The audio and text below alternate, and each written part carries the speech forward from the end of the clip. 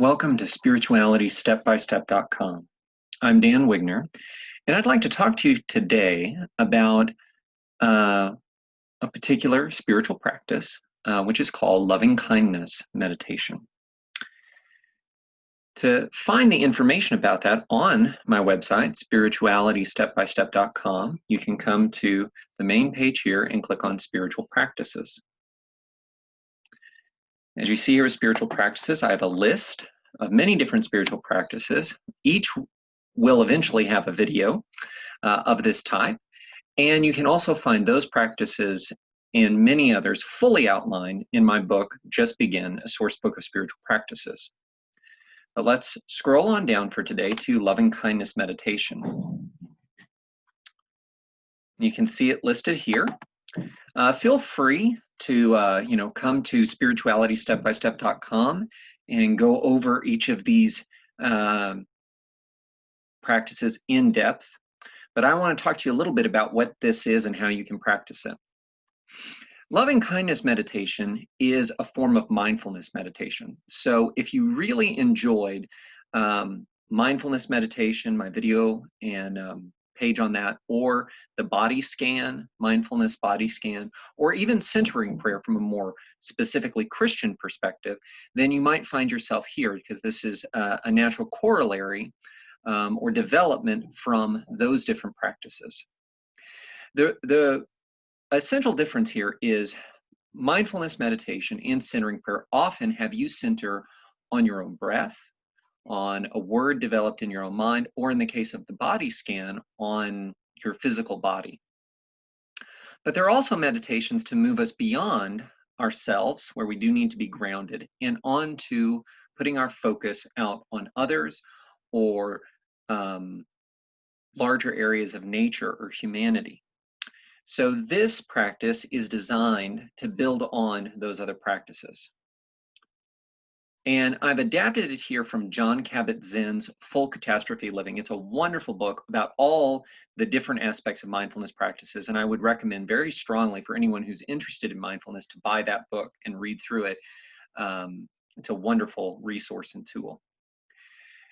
As for loving kindness meditation, here you want to begin by consciously focusing on your breath, at least for 5 or 10 times of your breath, just breathing in and breathing out, breathing in and breathing out. You also can ground yourself by focusing on a particular sense, one of your 5 senses: sight, sound, smell, taste, or touch, as far as what kind of information is coming in through that sense right now. And once you've taken that moment, that mindfulness moment, to ground yourself, then you want to gently close your eyes and begin to invite feelings of love, kindness, peace, and acceptance to yourself. Even though I've said, this practice is about what we're sending out there, we still start with ourselves, because we can only love others as much as we love ourselves. That's where our reservoir for love comes from.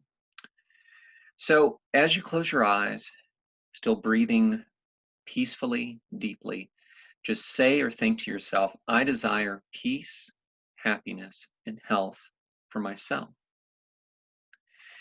Now, after you've done that a time or 2 or 3 or 4 times, whatever feels right to you, try to draw up a picture of another person in mind. At the beginning, it helps if it is one person, and a person that you know pretty well, someone you would already want to send out kind and loving thoughts to. And you can branch out from there, and I'll tell you in a little bit, but we want to start off with someone who we already would wish well and probably could hold in our mind's eye pretty easily, someone we see often. So then with your next breath, imagine sending those feelings of loving kindness and acceptance forward to that other person. And you'll want to say or think, I desire peace, happiness, and health for whatever their name is. Now, as you do that, and just kind of do that for a few times, and then you can kind of quietly bring your focus back to your own breath and end. It's a practice that often takes no more than 5 or 10 minutes. And you may not feel like you're doing a whole lot. But really, it's just the moments you're taking to try and focus that attention, to actively send out loving kindness toward another person. That is building a habit, a practice that you can then utilize in all sorts of contexts. Now, as you get familiar with that, and I would recommend several sessions just trying that to see how you feel with it. Then you can branch out into places that might be a little bit more difficult. You might start to think about sending out love, kindness, and even forgiveness to someone who you don't have such kind thoughts about, someone who may have harmed or wronged you in some way. Now, that does not necessarily mean your feelings for that person will change or change immediately. They may never change, but you're making a conscious action to taking a different path than holding on to resentment in this practice. Now, you also might feel that, as you're sending out thoughts and feelings toward people, especially people that are maybe not your closest of family or friends, you may feel moved to go and talk to that person to try and make that relationship better. If circumstances reasonably allow, you can follow that. This practice is designed not to lead to some ecstatic mystical experience, but to create in each one of us a focus and attention to see how we can show loving kindness to people in our everyday life. Now you also, and I really like this version of the practice, you can expand that practice to, instead of just focusing on a single person, to think about larger groups or the entire human race or all of nature. The only thing I would say to that is don't start there. That's so big. Don't rush into that. Focus on the small and the specific first. Now, for some of you, particularly those who find a lot of value in centering prayer over the variants of mindfulness meditation that you can find on my website, there is a kind of a specifically Christian way to frame this practice if you're interested in that.